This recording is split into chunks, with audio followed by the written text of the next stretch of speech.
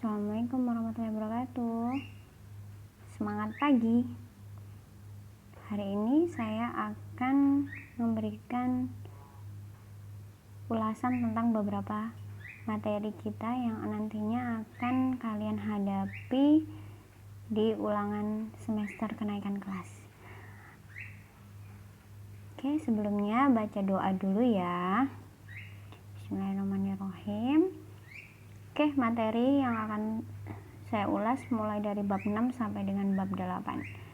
Jadi silakan disimak. Oke, bunyi hukum gosen 1. Ini wajib banget dihafal ya. Nanti kalau di ulangan pasti ketemu dengan gosen 1 ini.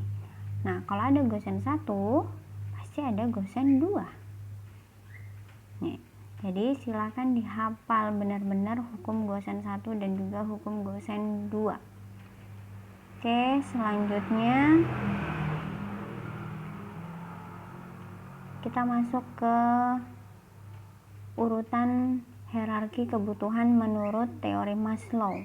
Itu silakan dibaca benar-benar, dipahami lagi tentang aktualisasi diri, harga diri, kebutuhan sosial, kebutuhan rasa aman dan perlindungan, serta kebutuhan fisiologisnya. Ini urutan-urutannya ya.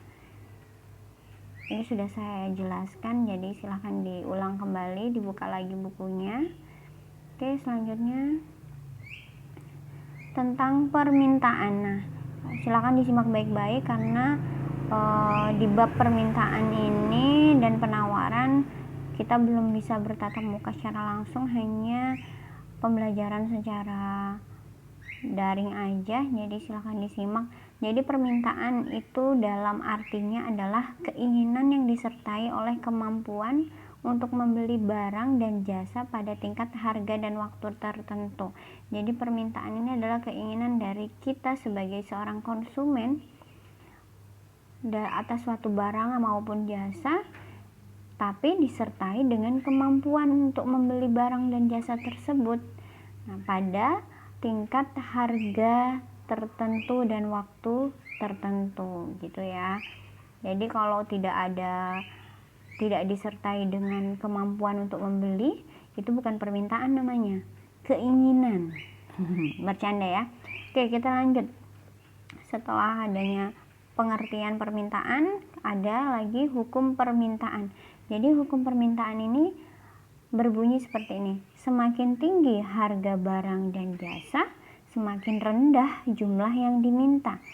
Sebaliknya, semakin rendah harga barang dan jasa, maka semakin tinggi jumlah yang diminta. Jadi hukum permintaan ini kebalikan ya. Secara logika saja kita sebagai seorang konsumen, jadi kalau barang dan jasa itu harganya tinggi atau mahal, pasti kita akan tidak mau membeli, atau mungkin membeli tapi dalam jumlah yang sedikit, sekali aja deh beli gitu. Tapi kalau harga barang atau jasa itu rendah atau murah, pasti kita sebagai seorang konsumen akan membeli dalam jumlah yang banyak atau sering itu ya. Jadi itu hukum permintaan, kebalikannya. Oke, kita lanjut buka. Berikutnya adalah kurva permintaan. Jadi kurva permintaan ini, jadi semakin tinggi harga maka semakin rendah permintaan, tapi semakin rendah harga atau murah, permintaan akan semakin tinggi, semakin banyak yang minta gitu ya. Jadi saya contohkan ini kurva permintaan ini bergerak ya dari kiri atas ke kanan bawah gitu ya. Jadi dari layar ini kita bisa lihat tangan kanan mana, tangan kiri mana. Jadi tangan kiri kita itu posisinya kurvanya di atas, tangan kanan kita kurvanya di bawah gitu. Ini saya contohkan, yang naik itu adalah harga, yang turun adalah jumlah yang diminta. Jadi kalau harganya 3, kita contohkan aja harganya 3.000. Kalau harganya 3.000, maka yang diminta atau yang membeli hanya 1. Tapi kalau harganya 2.000, yang membeli 2. atau yang permintaan 2. Tapi kalau harganya 1.000 yang meminta 3, lebih banyak gitu ya. Oke, kalau sudah jelas, kita lanjut ke penawaran. Kalau penawaran ini biasa disebut dengan supply, adalah pengertiannya ya, kuantitas atau jumlah barang atau jasa yang tersedia dan dapat ditawarkan oleh produsen kepada konsumen pada tiap tingkat harga selama periode waktu tertentu ya. Jadi kuantitas atau jumlah barang yang tersedia dan dapat ditawarkan oleh produsen kepada konsumen pada tingkat harga selama periode tertentu itu disebut penawaran. Jadi kalau penawaran di sini yang lebih berperan aktif adalah si penjual atau produsen gitu ya. Nah, kalau sudah paham tentang pengertian penawaran, kita lanjut ke hukum penawaran. Jadi hukum penawaran ini berbanding terbalik dari tadi permintaan ya. Oke, sorry ada gangguan sebentar. Oke, lanjut. Jadi kalau bunyi hukum penawaran, semakin tinggi harga suatu barang atau jasa, semakin tinggi kuantitas atau jumlah barang atau jasa yang ditawarkan oleh si produsen tadi. Sebaliknya, semakin rendah harga suatu barang dan jasa, maka semakin rendah pula jumlah barang atau jasa yang ditawarkan. Jadi di sini hukum penawaran ini berlaku banget untuk si produsen. Jadi kalau kita bayangin aja diri kita adalah seorang produsen. Kalau harga barang atau jasa di pasaran lagi naik nih, lagi tinggi, pasti kita sebagai produsen akan menjual barang atau menawarkan barang kita lebih banyak jumlahnya daripada biasanya. Tapi kalau harga di pasar lagi turun, maka kita sebagai seorang produsen akan mengurangi juga penawaran akan barang yang dijual, karena ya kita akan tidak untung banyak gitu.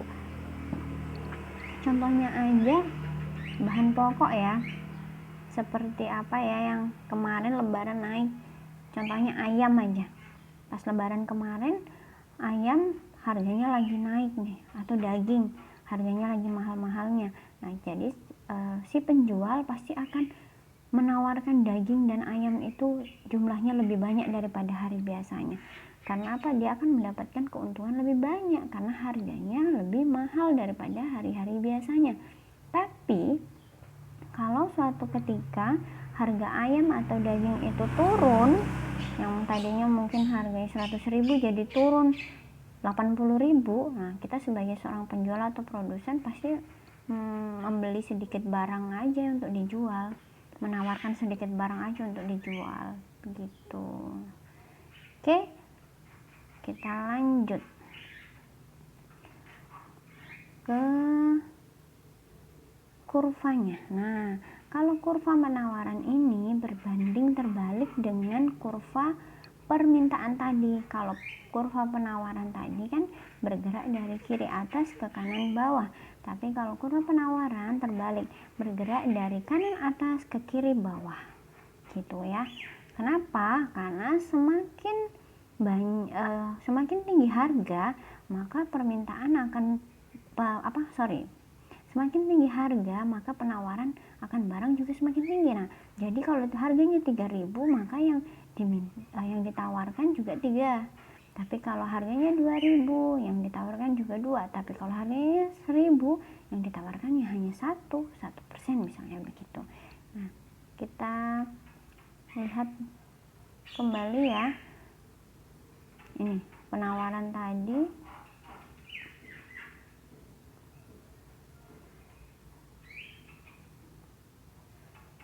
Sorry. Kita bisa lihat ya kurva penawarannya tadi. Nah, kalau penawaran begini, kalau permintaan tadi begini ya bergeraknya, jadi terbalik. Oke, jadi yang garis merah ini adalah permintaan. Nah, gitu ya. Jadi tolong diingat sekali itu perbedaannya. Oke, kalau sudah, next. Oke, kita lanjut ke pembeli. pembeli ini juga dibedakan menurut subjeknya. Pembeli marginal, pembeli submarginal, supermarginal, dan pembeli submarginal. Nah, di sini kita bisa garis bawahi saja kalau kalau pembeli marginal itu adalah pembeli yang harga taksirannya sama dengan harga pasar. Marginal sama dengan harga pasar. Maksudnya gini, jadi si pembeli ini mengira-ngira harga di pasar itu sekian, 10.000. Harga gula ini kira-kira nanti di pasar 10.000. Ketika di pasar benar harga gula itu 10.000. Nah, itu namanya pembeli marginal, tepat banget ya. Nah, kalau pembeli super marginal, pembeli yang harga taksirannya melebihi harga pasar. Nah, ini orang kaya nih, super marginal gitu kan. Jadi si pembeli ini menaksirkan harga yang ada di pasar itu lebih tinggi ternyata daripada harga pasar. Contohnya aja, dia mau beli daging nih, kira-kira nanti daging ini harganya 150.000 gitu kan, ternyata sampai di pasar harga daging itu hanya 100.000 gitu. Nah, ini adalah pembeli super marginal. Nah, ada lagi pembeli submarginal. Nah, pembeli submarginal ini pembeli yang harga taksirannya di bawah harga pasar. Kasihan banget ya. Jadi pembeli super marginal ini mengira-ngira kalau harga gula nih mungkin 8.000 nih, kemarin 8.000, sekalian ke pasar harganya udah naik jadi 10.000 gitu ya. Tapi rata-rata kalian di sini sebagai pembeli apa nih? Kriteria yang mana nih? Oke, kita lanjut. Nah, itu tadi pembeli. Kita lanjut lagi ke penjual. Nah, penjual ini juga dibedakan menjadi 3. Penjual marginal, penjual super marginal, dan penjual submarginal. Penjual marginal adalah penjual yang harga pokoknya sama dengan harga pasar. Jadi dia ini membeli barang atau sebagai modalnya sama dengan harga pasar.